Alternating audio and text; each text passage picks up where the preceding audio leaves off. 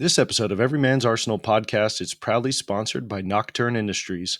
Introducing the Daisho Bridge, seamlessly connect two night vision monocles to create a powerful dual tube setup.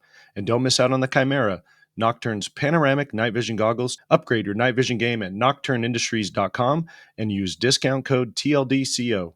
Nocturn Industries, lighting the night for Everyman's Arsenal. Hey everyone, welcome to another episode of Everyman's Arsenal, where we dive deep into the stories and innovations behind the products we feature on the Thin Line Defense Co. YouTube channel.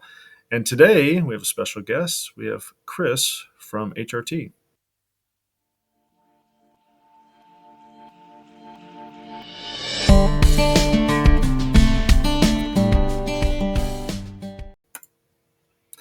Chris, welcome to the show, bud.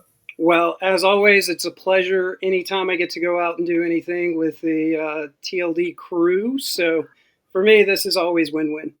Yeah, we love. I think we've had you on our live chat once or twice before, and it's kind of nice to actually have a chance to talk to you when I could tell that there's sunshine still in your neck of the woods instead of keeping you up till 11:30 at night. I mean, it's also the perfect day. So I know this is going to air next week, but we're technically coming up on a holiday. So Yeah. I got some time off after today, so it makes good, everything good. worth it. So Yeah, I'm looking forward to my father-in-law is coming into town. So tomorrow's 4th of July for those of you that are listening or watching. He loves lamb. I've never cooked lamb before, but I bought a lamb roast that I'm going to smoke tomorrow. We'll see if I didn't tell him, it's a surprise. So if it turns out good, he'll be talking about it for a while. If it turns out bad, he'll still be talking about it for a while. It's just not going to be good stories. hey, lamb for me is an outstanding source for dinner, lunch, breakfast. I can do it all. Love Greek food, love Turkish food. Same there. I'm down for it. Well, for those that may not know about you, I feel like I have a pretty good basis of knowledge about you. But for those that are listening or watching and seeing you for the first time, can you talk a little bit about kind of your background and what got you into HRT? So my background's pretty simple. I grew up in the Appalachian Mountains in Virginia, a short distance away from the North Carolina border, a short distance away from the West Virginia border. So there weren't really a lot of opportunities for expansion. Didn't do as well in high school as my mother had hoped. So it wasn't, hey, go to the military, they'll give you a path to do something different. It was more so just high school, really, I didn't care about. I guess you could say I was just the consistently bored individual. So went to the recruiting office as soon as I turned 18 last year in high school. Was originally going to join the Navy, and the recruiter never showed up at the time he was supposed to. And since all the recruiters were in one spot, the Marine recruiters were always staying late. So they basically just yelled down the hallway. They said, dude's never coming back, but, if you want, you can come over here and hang out with the real men. So I went down there, and I think I hung out in their office for a little bit and then chatted with them. And then 2 days later, I'm signing up for the Marine side of the house. Did 10 years in that side. I think my biggest highlight from that is I did get a chance to do a program that almost no one ever really knows about. And during GWAT, people really didn't talk about it just because manpower was needed elsewhere. Yeah. So I started out on the infantry side, and there were a lot of people that were re-enlisting after they did this program. And I got a chance to talk to a lot of them, but it was called the Marine Embassy Guard program. Oh, okay. And it basically, you work under the State Department, but it is basically, how to say this politely, a glorified security guard. But within that, there were a lot of really good training opportunities that did come from that. And then you also get introduced to a lot of the rest of the federal government at that point, because there's a lot of different agencies that do work in embassies. Yeah. So basically had trial by fire to learn a lot of different stuff, especially the way that the U.S. Foreign Service program worked. But when you go to those programs, it opens up a lot of opportunities for you. I think one of the biggest downsides to it was you got promoted way too fast. Mm. Um, but it's got a pretty high washout rate through the schoolhouse. My first tour was in Lima. Then I went to Saudi Arabia for my final tour.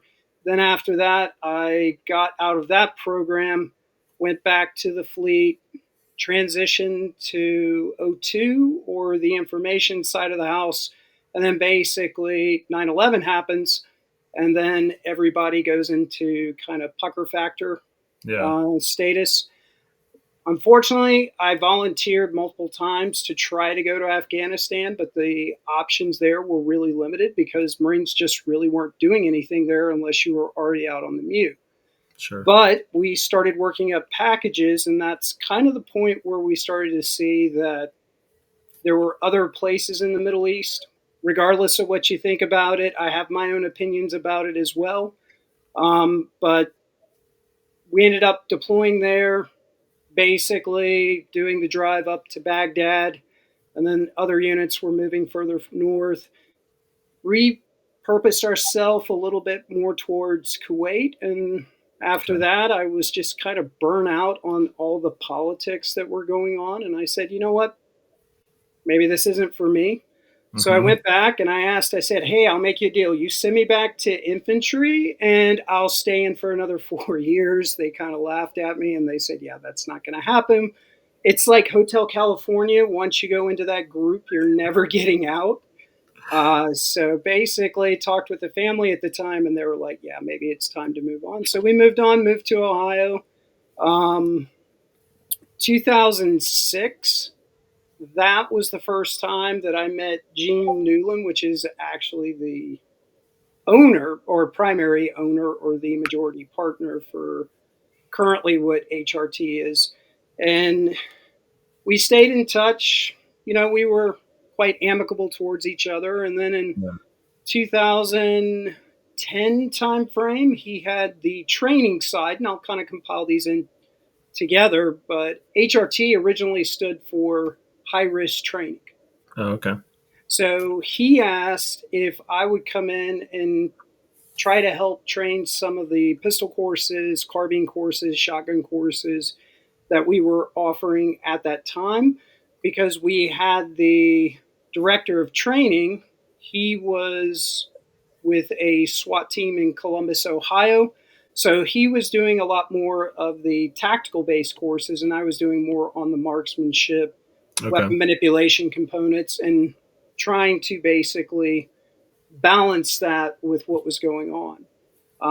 And then in 2013, 2000, late 2012, 2013, somebody gave me a call and they said, hey, look, we got some positions coming up in Afghanistan for some deployment opportunities. I was like, yeah, I don't want to miss that. So I did three of those. It was generally in Kandahar. Okay. We did mostly flight based stuff, and then we would take all that information, build packages, and then we return it over to whoever need those. Okay. But then when I got back, that was probably late 2014, basically went back to the guys that were working with HRT, and it was kind of like a weird state in the direction that they wanted to go. Um, we weren't doing as many classes at the time, but our director of training was kind of in and out as well. I took a leave of absence. So if you don't have instructors, you don't have staff, it's really hard to keep the business going.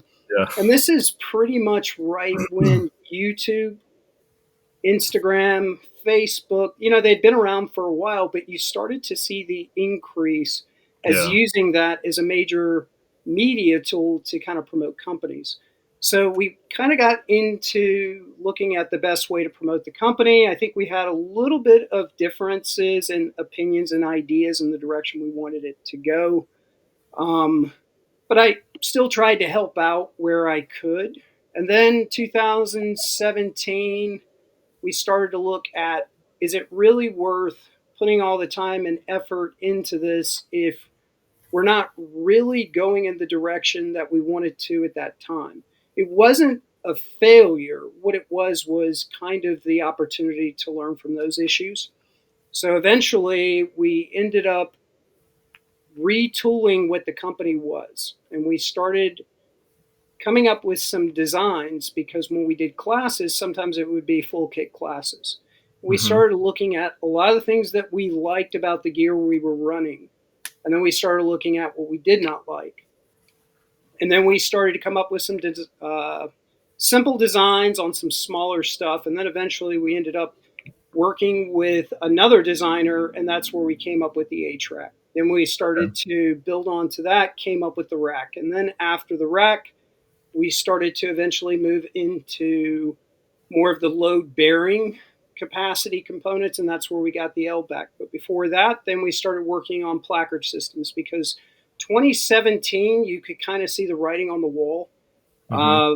Velcro flap based systems, Molly based systems for quick detach, they were starting to become less and less the standard, and placard systems were starting to become the new standard moving forward. So we took advantage of that. We came out with some simple designs first, and then we ultimately ended up coming out with the Maximus. Then and I have Maximus. I really enjoy it. I have it not as a placard system though. I have it as a chest rig. So when the when you came out with the placard system, was the idea to also offer it as a chest rig, like have an H harness and stuff like that, and it could double as a chest rig, or was it solely as a placard system when you first came out with that? So the original design was we had not came up with an idea for a chest rig harness suspension system at that point. Okay. So with that one, it was kind of reverse engineering. We did reach out to another company and basically talked with them since they were already doing these things. And they were kind enough to basically say, hey, we're going to be honest with you. Here were the pitfalls that we had. So when Hmm. you guys do yours, try not to do these things Okay. because these things did not work for us. So, and I think that's one thing that people may or may not understand within the industry as far as businesses go. Sometimes from the outside, it looks like there's this hyper competitiveness, which there is. But behind the scenes, a lot of times, there is some kind of cooperation between different companies. And I found that was kind of interesting, especially around 2020 into 2022. As we did start to grow, there were companies that did actually reach out and say, hey, I really like what you guys are doing. If you guys need help, let us know.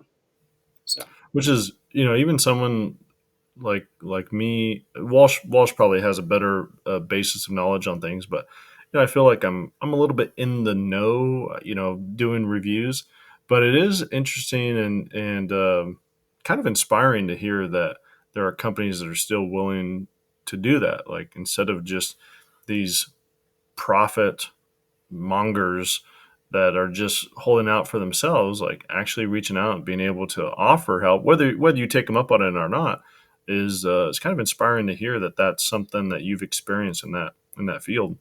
well, to say that, we haven't tried to reciprocate that Hmm. because we do have designers or amateur designers that have approached us and they've said, hey, I've got this really great idea. Would you guys be interested in working on this project together?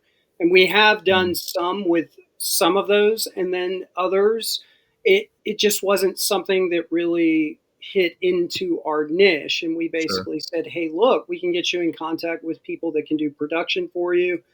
But as far as us helping to go through it and to kind of give an idea of what the process is, one, it's getting it on paper, Yeah. drawing out the design, getting some rough measurements. Number two is taking it and turning it into a 3D model, whether you do that using a computer or my favorite thing to do is to take drafting paper and to use just a little bit of tape, some staples.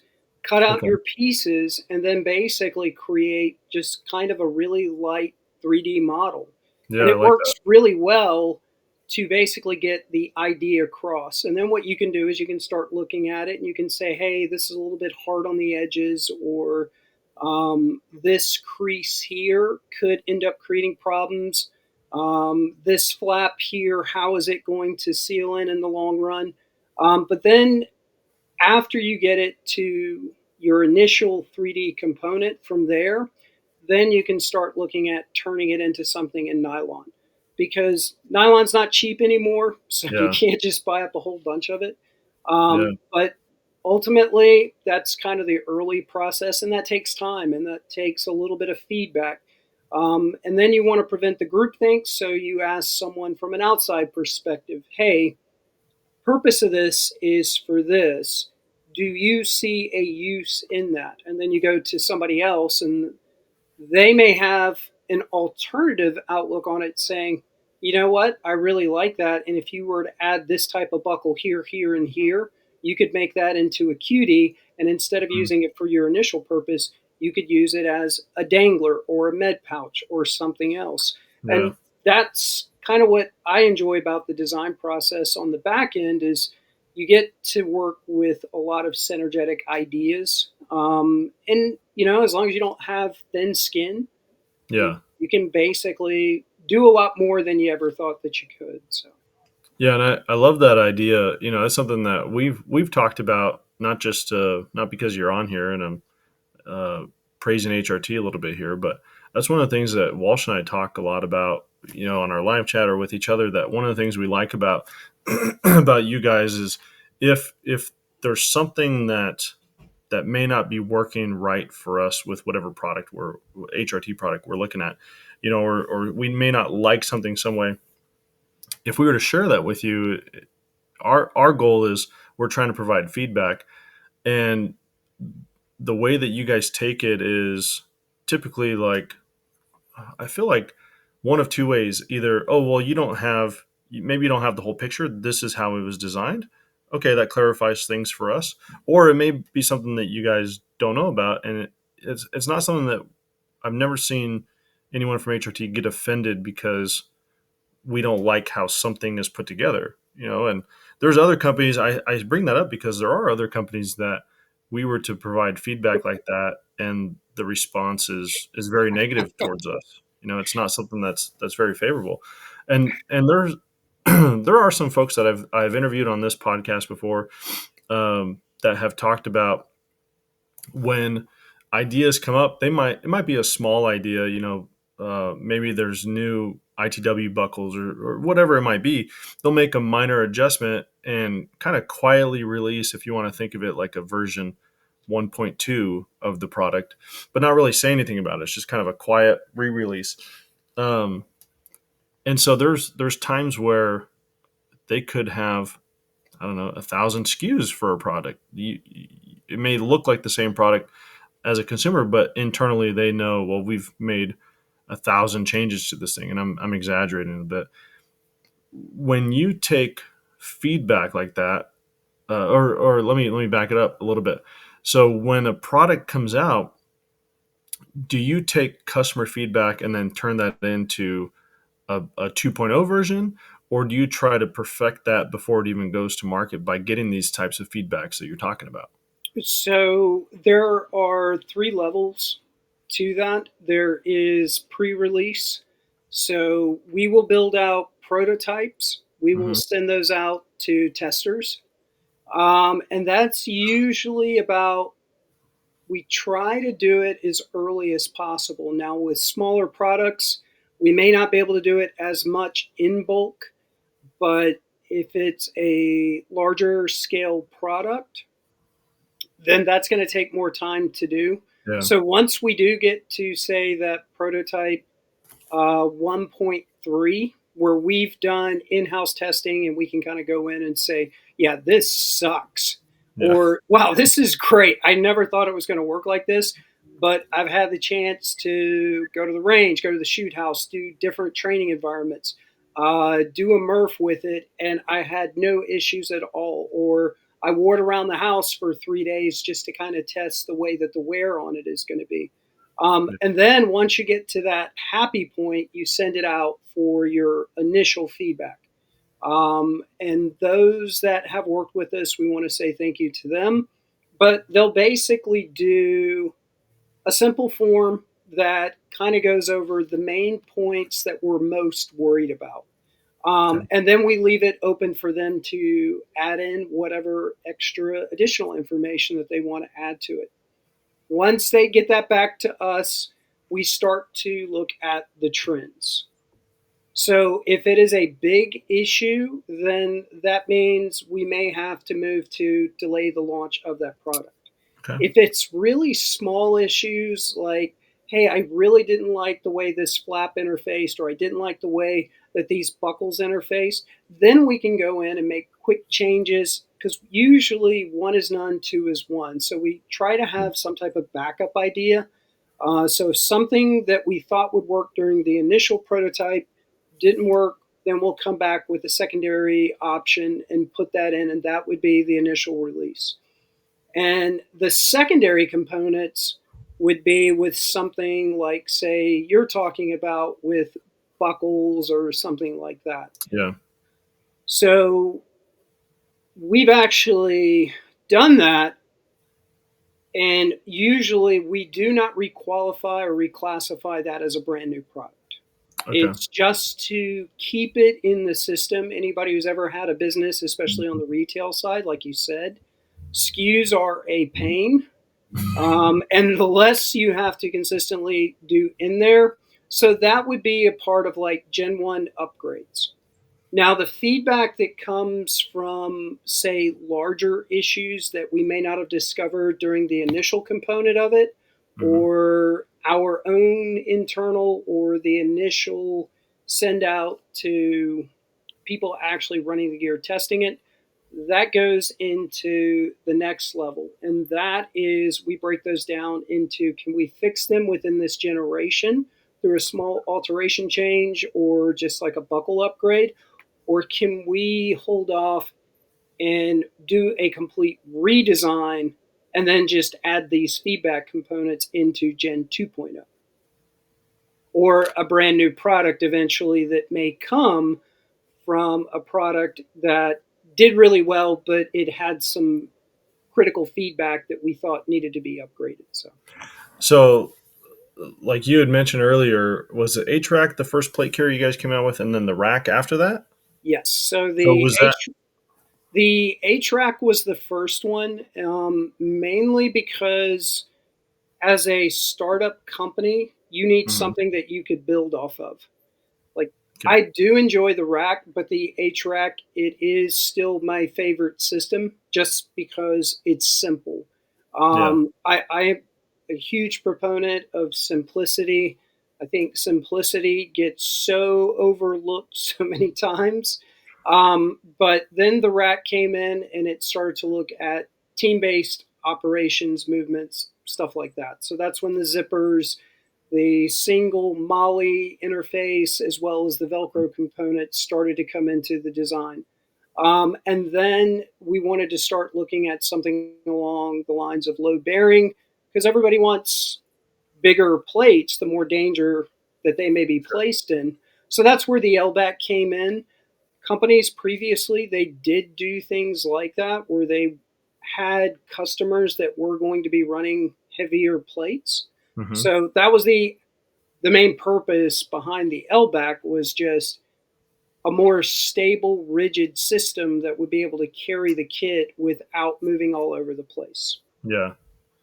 And so, as you have progressed down up that plate carrier, um, I don't know, trifecta, do you still? It still seems like there's a time and a place for each of those carriers that you mentioned. Like, not everyone's going to need an LBAC. They might be better suited with an HRAC or a rack, Correct.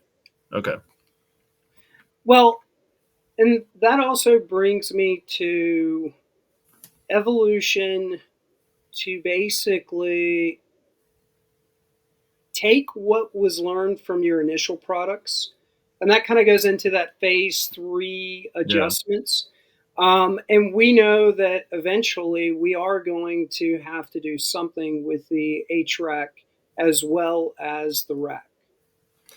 And so when you say like do something, do you mean kind of revamping it like you talked about in the phase 3 and maybe coming out with like a rack 2.0?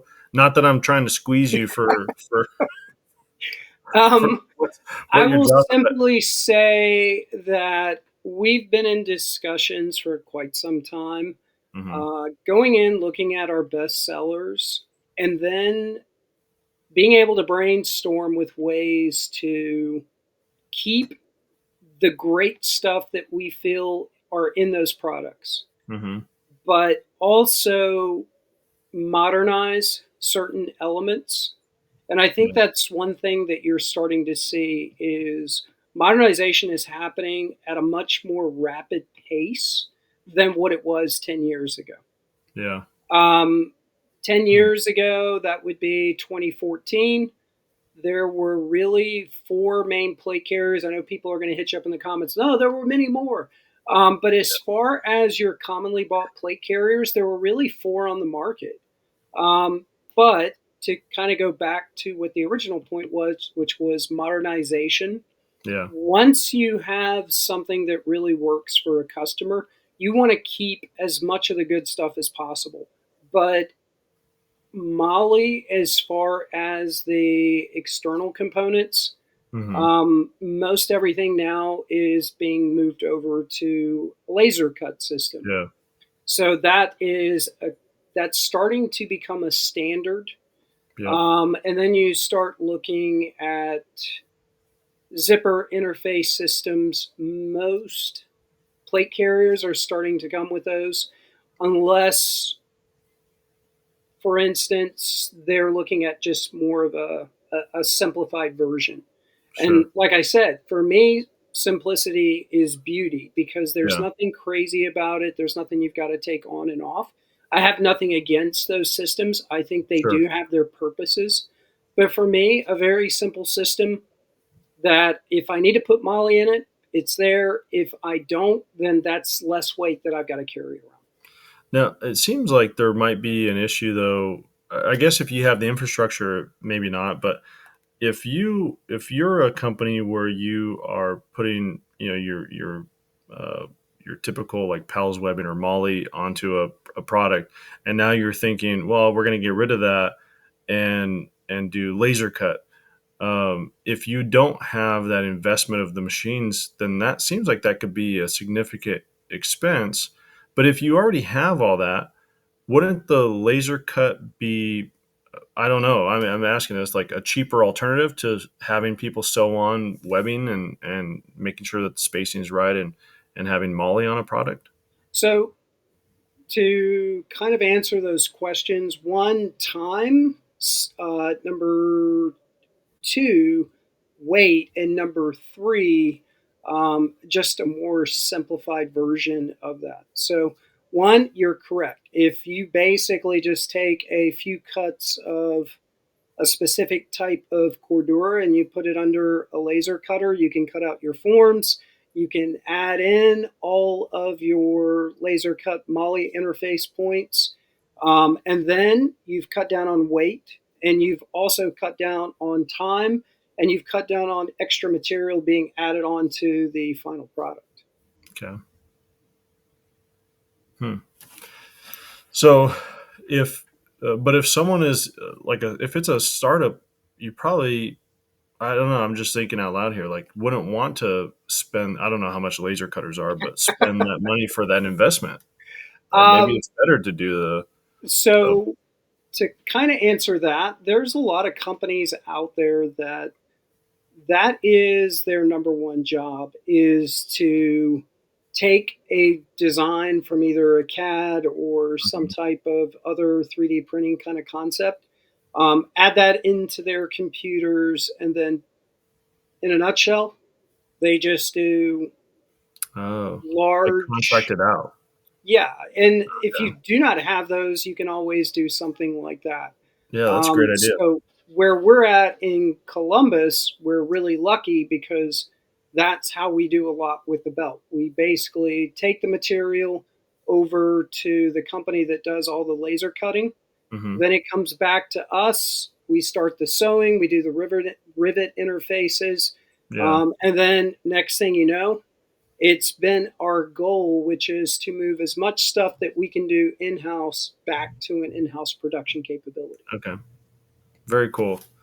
So then, as you have uh, been at HRT and kind of seen a lot of growth there, are there any milestones or achievements that you look back on and you think, yeah, like these things are some of the things that I'm most proud of accomplishing as the years have gone on? Um, Like, do you mean as an individual or just as a yeah, group? well, I'm asking Chris as an individual. I like when the LBAC came out. I think we saw it at Shot Show, our first year at Shot Show, when you guys were with the there was which company were you had the stand at? So we ended up going into our own. We went with another company for 2 years just so Hmm. that we could get into the show itself, Yeah, because we just did not have the money at that point in time. hmm, Then we all know the unfortunate incident. 2021, the show was canceled. 2022, we were growing to the point that we were capable of basically uh, paying for access to the show. yeah, Um, Unfortunately, because the way that everything was set up, there weren't a lot of companies leaving, hmm, but there were a lot of companies wanting to go back in. So we ended up going down to the dungeon, which is not the worst thing that's ever happened. yeah. But with that, we also partnered with Battle Arms Development, That's what it was. Yeah. and we wanted to basically work with them. And they've helped us out throughout the years because their office and their manufacturing components, a lot of that is just outside of Vegas proper. Oh, okay. And we've Cool. had a really good relationship generally with the owner of BAD, but Yeah. we also wanted to make sure that we could stand on our own. Sure. So we ended up having to man 2 booths that year, and then we started to realize that, that's kind of one of the things that we wanted to start looking at, which was reducing efforts in areas that did not need to be redundant. Yeah. And so we stopped working with other booths, putting personnel in those booths. We really wanted to concentrate on getting everything back to where we had more control. So, as a collective, I think one of the things that I'm most proud of is the ability for people to learn on the fly and to do stuff that they didn't really know that they had the capability to do. So, when Okay. I started with HRT, my job was to kind of look out for up and coming content creators, as well as trying to reach out to larger creators and just anybody that would even give us the time of day. Hmm. 2020, we started to get a little bit more traction, being able to reach out to them and basically get them product. And I've always said the same thing. Anybody who has ever talked with me on the phone, even though if they're a small creator or a large creator, it doesn't matter. I've said the most important thing for you being a creator is your integrity. Yeah. Don't say something just because you think that it will ruin the relationship with us, because some of your critical feedback to us may help us end up building a new product or a better product in the long run. So Hmm. for me, that I think is what I'm most proud of is one, I think integrity is important. I think your what people think about you is also important. So if you don't like the kit, if we were to send something out, just be honest and say, hey, I really like this, I really like that. The only Yeah. thing that we would ask is just say, hey, let us know in advance if you're just going to completely crap over it. So at least we're aware of it. But we respect your opinion. So Yeah. And so as a collective, that's your perk. But is there any? Are there any products that you've had like heavy involvement on the R&D side that when it came out and you kind of saw the success of it, like it was a kind of a proud dad moment? So one of the things I was happiest to see was the modulus. Oh, okay. I did have some input on it. I was not the original designer, but I am a firm believer in simplicity. But I'm Hmm. also a firm believer that you can also build something that can be modular or be able to be shrunk down. Okay. So the modulus, I think, has been one of my favorite as far as the kind of the Lego component that we do. I do Yeah. like the Maximus. I think it does have its place. Hmm. But I grew up in the concept of being able to protect myself is I'm up, they see me, I'm down. Yeah. So Yeah. if you've got too much in front of you, it's really hard to go into the prone. And I kind of live Yeah. by that. I know it ages me and it's like, that dude's probably like 50. But I'm okay with that. But yeah, the modulus, I think, in my opinion, that is, I think, one of the best products that we came out Yeah. with. I do enjoy the Maximus for what it has the capability of becoming, and Hmm. that is a two-part system. So if I'm running that on a chest rig, I think it is the best of the two as far as having a multi-caliber system Yeah. just because you can still go on the prone, you still got storage space, admin space on the front, and it's a really nice system for lower profile type stuff. Something you can carry with you for like your truck guns and stuff like that. Right. For hey, I need something for sustainment. I think it's also a really good option for that bedside oh crap moment in the middle of the night because most people they're never going to have the opportunity to put on body armor. Yeah. It's true. It um I'm I'm I'm not going to say hey you can't get body armor on in 10 seconds, but if you've ever had someone try to break into your home, 10 seconds is a lot of time, especially if you've got kids. Your most Yeah. important priorities at that point, at least as far as mine when my kids were younger, is Yeah. if keep them, get them into one safe haven, and then after that, set up a defensive point, try to prevent anything from coming in.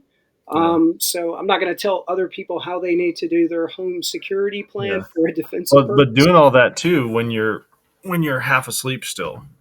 There's been times I know Chris knows I'm law enforcement. I remember when I was deployed, I was working. I was the on call officer, and it was like 2 o'clock in the morning. I get a phone call. I have a full blown conversation with the LE desk, law enforcement desk, about whatever complaint had come in, and I hung up the phone, and I remember waking up at that point. Like, I know I just had a call, but I have no idea what just happened. So I called the LE desk back and I was like, "Hey, this is who it is. I'm calling. Can you repeat everything that you just said?" And the guy was like, "Seriously?" I'm like, "Yeah, I was asleep." And he goes, "But you were talking to me." I'm like, "I don't remember anything that you said." So again, like, sure, I totally agree with you. Like, you might be able to get your plate carrier on within 10 seconds, but I don't know. I highly doubt that. At least I Well, highly doubt me being able to do that. that goes back to lizard brain mentality. Right. The less you have to do in a state of shock once you go from a sleeping status basically to an awake status, it's Mhm. still going to take, and the older you get the worse it is, but even if you're young, like people who go through the military, one of the main reasons why you do have your drill sergeants, instructors, whichever branch, the reason why they come in with batons and garbage cans is to kind of create that quick response. But Yeah. it's really funny to see some of those responses. But it's all a game at that point. It's just creating muscle memory components. So once you hear something, it's like Pavlov's dog. Yeah. But the older that we get, the more we live away from constantly being on alert, the longer it's going to take for that alertness to really come up, unless you've just been doing it for so long. And I know Right. most people, once they get out of the military, law enforcement, slowly but surely that guard starts to come down. You start Yeah. to rely on a false sense of security. So Yep. 100%. So what you're saying is I should just plan for my wife every morning at 2 a.m. to slam some cymbals together or something.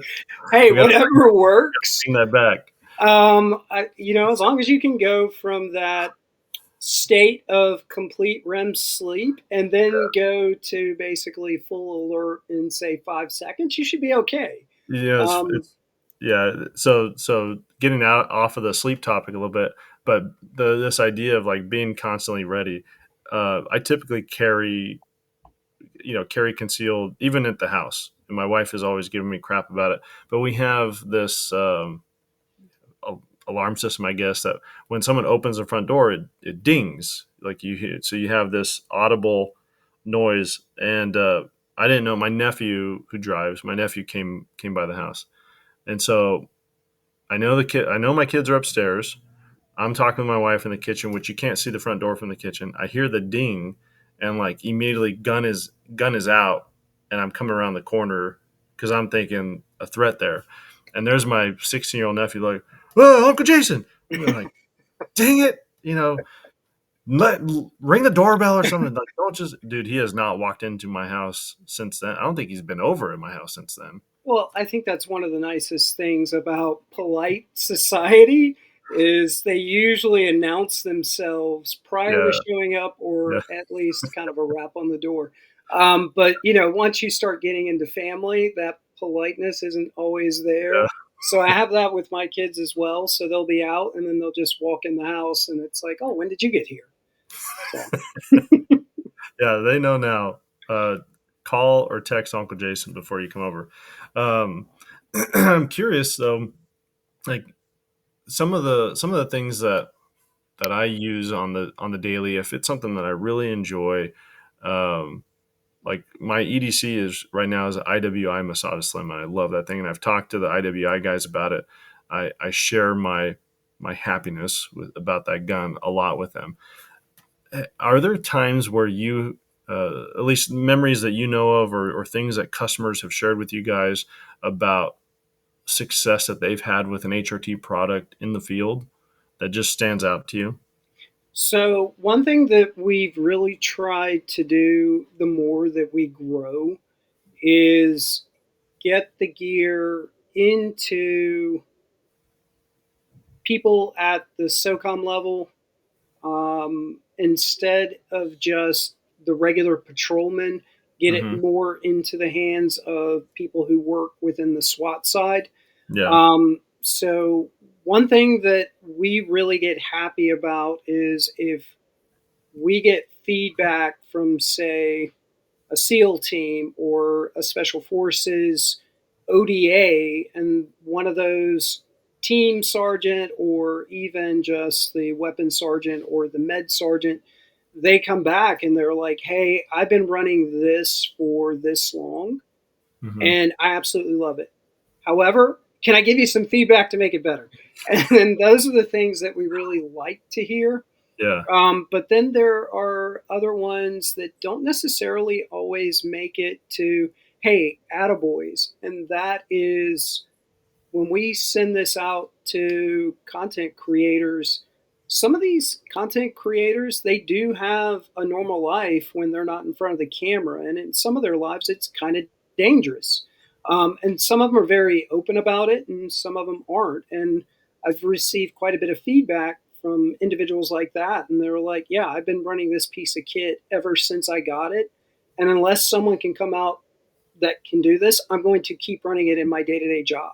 Yeah. So that's the kind of stuff that makes me happy is to see that our designs are functional, that they are doing what they're supposed to. They do have the endurance component that they can be run in those types of jobs. Yeah. Well, I love that. I mean, I love that.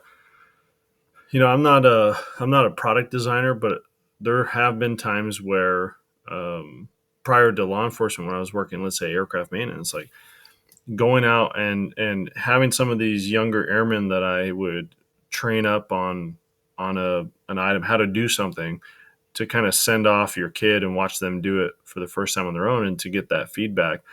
But what's amazing, and I still remember this, like when some of them come back and they say, "Yeah, I did it, but I was able to do it faster, and I was able to do it using this tool that Jason had never thought of, because I think it would make us collectively better, right? Because then as Right. a trainer, I could say that is a great idea. I'm going to start training the other new troops on how to do it that way.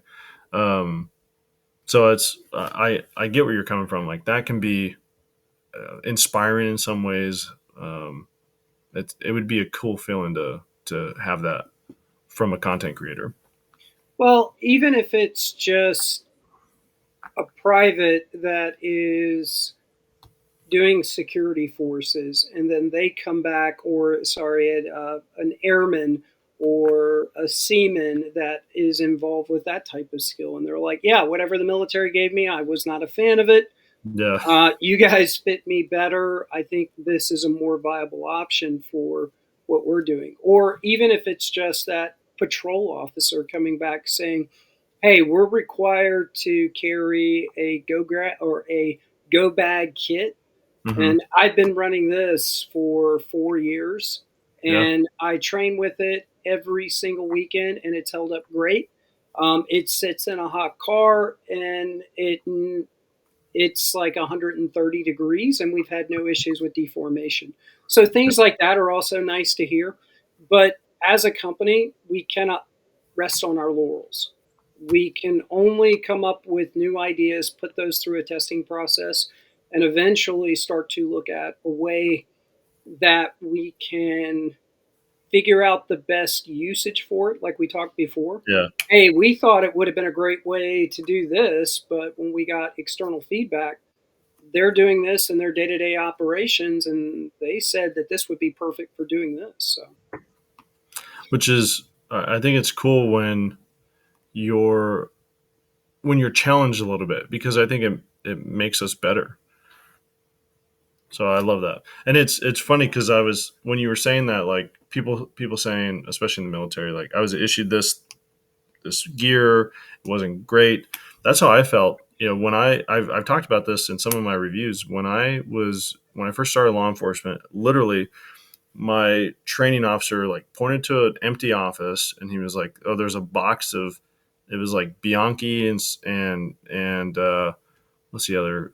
I forgot the other, Acre leather, I think, but just a bunch of like duty belt stuff, like your typical old school nylon duty belt stuff. And it was like, just make it work. Like just grab whatever's in there and hopefully it fits you. hey, And so from I hated that. Dude, I remember, and I wasn't given any belt keepers, so I would go to try to draw my pistol during quals, and my whole belt would move because it wasn't connected to the inner belt. And like right next to me on my desk here, I keep it. It's with me all the time. Is the HRT arc belt. Like that is, and Walsh and I go back and forth. It may not be his favorite belt. It's my favorite belt out of the ones that we've reviewed so far. It's the one that I use, whenever I have any type of operation. So I love that thing.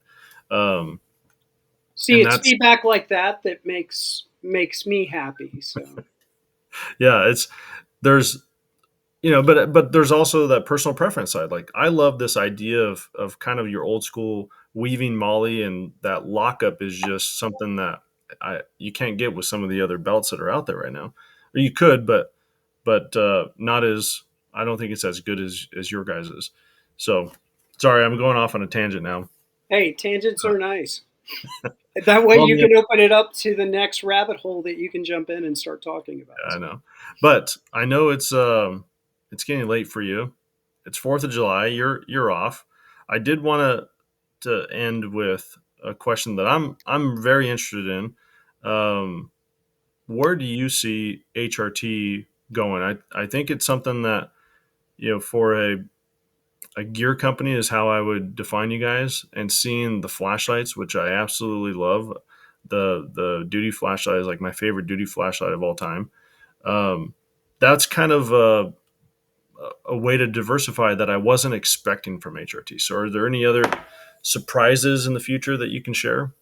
Um, so I will simply say that as a gear company, we cannot rely on plate carriers and first line belts alone. Hmm. we are going to be, I can go ahead and say, the tactical marker light that will be being released in the fall time, pending that there are no issues with the regeneration process that we just went through. Mm-hmm. Um, it's releasing a little bit later than we had hoped, but that's one of the reasons why when people ask us at Shot, hey, when is this coming out? We try not to give anything Yeah. too decisive, but we try to give an idea. Hey, our goal is to be by this. However, realistically, it's this. So that should be coming out in fall time. And one of the other things that we were looking at trying to get out around fall time, it's a little bit of a surprise, but instead of something that you would just be carrying at worst case scenario, it's going to be more product lines that you can carry with you at all times. Okay. Cool. So we're kind of moving away from that quick response type movement Yeah. as far as like the overt and looking at stuff more within the covert type mentality. So, personal feeling, do you think we can ever get Jeem on one of these episodes? I think maybe Okay. I think his many weeks of vacations have come to an end. No, I'm only joking. No, for the past week, he's been kind of in and out. So every time I would have a question, it's like, hey, I don't do this all the time. How do I do this? And it was like, oh, I'm in Florida. So it's like, Yeah. I'll help you when I get back, or go talk to Awesome. Garrett. So, Yeah. yeah, and that's the reason why we always try to do the best we can to hire the best employees. Right. So No Jeem can go on company, vacation. I don't care how great of an owner or a partner team that you have, you're nothing without your employees. Right. Yeah.